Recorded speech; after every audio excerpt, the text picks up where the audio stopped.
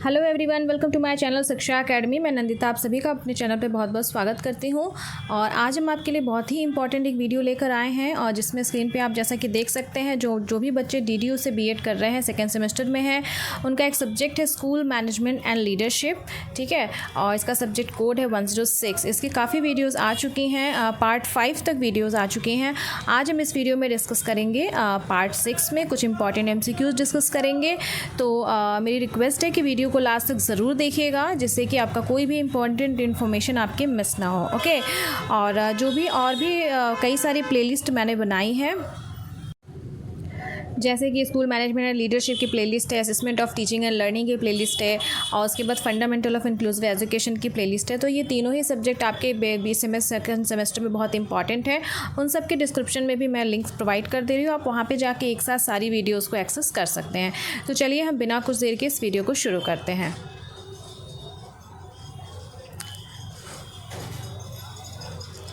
Okay, तो यहाँ पे जो सबसे पहला क्वेश्चन यहाँ पे है, काफ़ी इंपॉर्टेंट क्वेश्चन है ये। What was the ministry of human resource development form? ठीक है, ये कब बना? When was the I misread it, when what. ठीक है, when was the ministry of human resource development form? मानव संसाधन विकास मंत्रालय कब बना था? और आप गेस करके बताइए इसमें कौन सा ऑप्शन सही है। और यहाँ मैं बताती हूँ, इसमें जो ऑप्शन सही है वो आपका है 26 सितंबर 1985। ठीक है, जो आपका ऑप्शन नंबर 2 है वो आपका यहाँ पे सही है, 26 सितंबर 1985। तो यहाँ पे कुछ एडिशनल नोट्स हैं, हम उसको पढ़ते हैं। ऑन 26 सितंबर 1985 the ministry of education was renamed as the ministry of human resource development. तो इससे एक क्वेश्चन ये भी बन सकता है कि अगर क्वेश्चन ऐसा बनता है कि भाई मिनिस्ट्री ऑफ जो ह्यूमन रिसोर्स डेवलपमेंट है उसका पहले क्या नाम था, तो पहले उसका नाम था मिनिस्ट्री ऑफ एजुकेशन। इस तरह से भी एक क्वेश्चन फ्रेम करके बनाया जा सकता है। ओके, सो ये फ्रेम किया गया और PV Narasimha Rao was appointed as the minister of that department. ठीक है, नाम बदल करके मानव संसाधन विकास मंत्रालय कर दिया गया और किसको नियुक्त किया गया? PV नरसिम्हा राव को उनका मंत्री नियुक्त किया गया। नेक्स्ट क्वेश्चन की तरफ आगे बढ़ते हैं, जो कि काफ़ी अच्छा क्वेश्चन है। ठीक है, तो यहाँ पे फिट इंडिया मूवमेंट की बात की गई है कि फिट इंडिया मूवमेंट कब शुरू किया गया, और यहाँ पे इसका सबसे करेक्ट ऑप्शन है ऑप्शन नंबर 2, 29 अगस्त 2019। ये ऑप्शन आपका यहाँ पे सही है। ठीक है, इसके बारे में भी जो नोट है, फिट इंडिया मूवमेंट का क्या ऑब्जेक्टिव है? The main objective of this movement is to fix physical changes in daily life with easy and healthy lifestyle. ठीक है, इसका उद्देश्य है कि आप आसान व स्वस्थ जीवन शैली के साथ दैनिक जीवन में फिजिकली रूप से जो छात्रों को सक्रिय बनाना है, इसलिए फिट इंडिया मूवमेंट की शुरुआत की गई। ठीक है, 29 अगस्त 2019 को। ठीक है, अगले क्वेश्चन की तरफ हम बढ़ते हैं। अगला क्वेश्चन भी काफ़ी अच्छा क्वेश्चन है। ठीक है, क्वेश्चन ये है कि what is meant by Shagun in school Shiksha Shagun? ठीक है, स्कूल शिक्षा शगुन में शगुन से क्या आशय है? यहाँ पे गेस करके बताइए आप लोग के हिसाब से क्या आंसर होगा। ठीक है, फिर मैं बताती हूँ। यहाँ पे बेसिकली देखिए, जो शगुन शब्द है वो 2 शब्द से मिलके बना है। ठीक है, श गुण।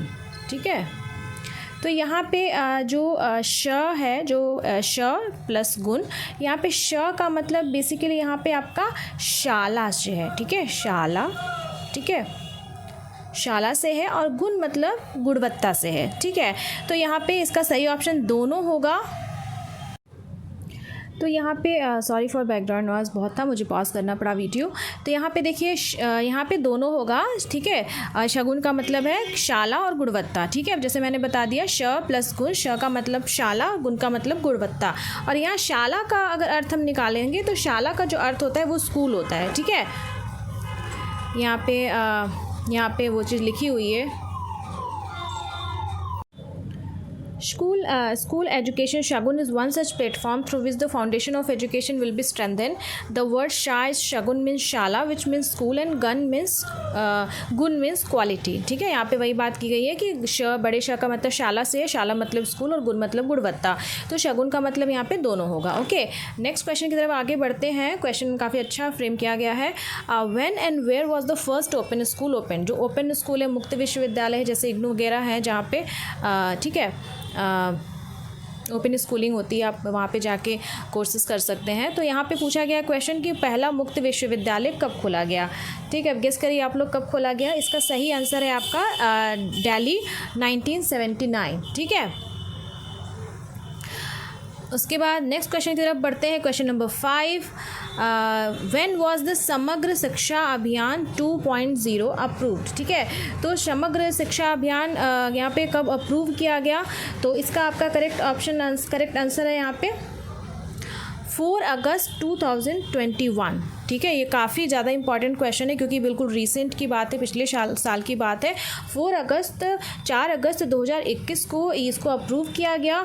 और इसका जो मेन ऑब्जेक्टिव क्या है समग्र शिक्षा अभियान का, मैं बताना चाहती हूँ कि शिक्षा के स्तर में सुधार के लिए इसको किया गया। और इसमें जो लेवल क्या है, मतलब किस लेवल पर शिक्षा के स्तर को सुधार करेंगे, तो वो है आपका प्री स्कूल। ठीक है, प्री स्कूल से क्लास 12th तक। ठीक है, थोड़ा सा बैकग्राउंड नॉइस ज़्यादा है, शाम के टाइम वीडियो रिकॉर्ड कर रही हूँ तो प्लीज़ मैनेज। यहाँ पे क्या है कि प्री स्कूल से 12th तक इस लेवल तक शिक्षा के स्तर पे सुधार का प्रावधान है इस अभियान में। ठीक है, और ये लाया क्यों गया ये कहाँ से लाया गया, मतलब ये बेसिकली रिलेटेड है आपके न्यू एजुकेशन पॉलिसी 2020 से रिलेटेड है। ठीक है, 2020 में बहुत सारी चीज़ों की बात की गई है, तो उससे इम्प्लीमेंट करने के लिए अलग अलग अभियान इसमें यहाँ पे चलाए जा रहे हैं। ठीक है, ओके, हम नेक्स्ट क्वेश्चन की तरफ बढ़ते हैं। ठीक है, अगला क्वेश्चन ये है, शिक्षा विभाग the officers of department of education work at 3 levels. ठीक है, शिक्षा विभाग के अधिकारी तीन स्तरों पे काम करते हैं। और यहाँ पे डायरेक्टरेट लेवल सही है, रीजनल लेवल सही है, डिस्ट्रिक्ट लेवल सही है। तो आपका जो ऑप्शन ये उपरोक्त सभी ऑल ऑफ द अबव, ये आपका ऑप्शन यहाँ पे सही है। ठीक है, वो तीनों लेवल पे यहाँ पे काम होता है।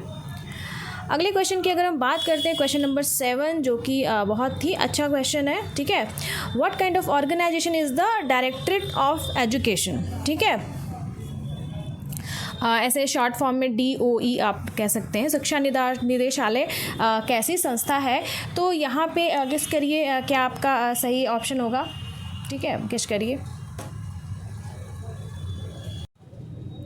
यहाँ पे जो आपका आएगा कि डायरेक्टरेट ऑफ एजुकेशन शिक्षा निदेशालय कैसी संस्था है, तो ये आपका कार्यपालक में आएगी। ठीक है, कार्यपालक में आएगी, आपका एग्जीक्यूटिव में आएगी। और यहाँ पे मैं एक चीज़ कुछ बताना चाहती हूँ, ये है कि यहाँ पे जैसे इसमें बहुत सारे इंपॉर्टेंट, जैसे एग्जीक्यूटिव है, लेजिस्लेचर है या लेजिस्लेटिव है, जुडिशरी है। ठीक है, तो यहाँ पे 3 बॉडीज़ हैं, या 3 बॉडीज़ कह लीजिए, 3 पिलर्स कह लीजिए, 3 ऑर्गन्स कह लीजिए। गवर्नमेंट की 3 बॉडीज़ है, 3 पिलर्स है, 3 ऑर्गन्स है। ठीक है, तो 3 ऑर्गन क्या क्या हैं, तो यहाँ पे सबसे पहला जो आ जाता है एग्जीक्यूटिव। ठीक है, जिसको हम यहाँ पे लिखा हुआ है कार्यपालक या कार्यपालिका बोलते हैं। दूसरा हो गया आपका लेजिस्लेटिव। ठीक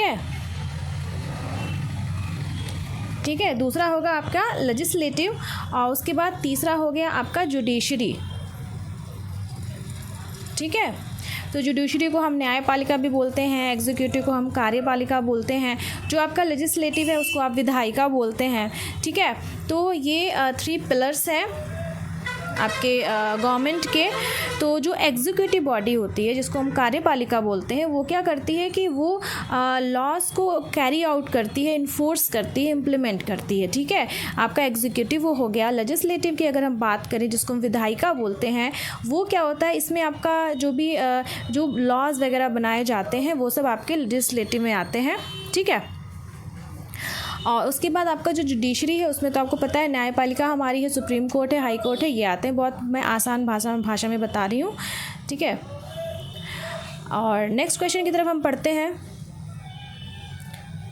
ये क्वेश्चन काफ़ी अच्छा है। Question number 8, state council of educational research and training was established in. ये SCERT की बात हो रही है यहाँ पे। SC, ये फुल फॉर्म भी कई बार पूछा जाता है। SCERT का फुल फॉर्म आप बताइए, NCERT का फुल फॉर्म बताइए, तो उसको आप ज़रूर अपनी कॉपी में नोट करिएगा। SCERT का फुल फॉर्म है state council of educational research and training, Hindi में राज्य शैक्षिक अनुसंधान तथा प्रशिक्षण परिषद। ठीक है, तो अब इसका बताइए किस करके। इसका सबसे सही आंसर है 1981। ठीक है, 1981 ऑप्शन नंबर 1 सही है। अगर NCERT का आपको पूछता है तो उसका होता है 1961 को। ठीक है,